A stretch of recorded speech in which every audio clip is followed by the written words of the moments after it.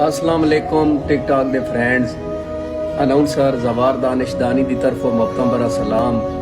अज की बड़ी एक और खूबसूरत वीडियो कि सयार दी जुदाई है ना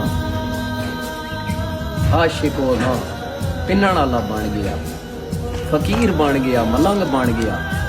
और पूरे शहर कदी किस दर ते पिन्ने कासा चाह के कदी किस दर ते पिन्ने, आखिर पिंदा पिंदा ना अपने उस यार दे दर ते बन बैठा। दस्तक देंदा रहा अंदरू दा यार ना किसे बर्तन मुठ आटे दी पा के जद कबड़ी के बाहर निकलिया ना ते झिणक नाला दस है लै ते उंजे ना दस्तक दे बार बार ते अगले दर ते वंज रहो।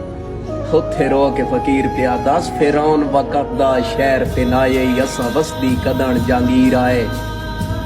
फिरौन वक़्त दा शहर पिनाए असा वसदी कदन जागीर आए। सानू डिठियां माजी याद करे से भले वक्तां दी तस्वीर आए। और खैरात दे तौर ते आबद हस पो तेरी अखियां दी तौकीर आए। भुख पीठी होई कणक दी वापस लाए लै भला असा कोई आम फकीर आए।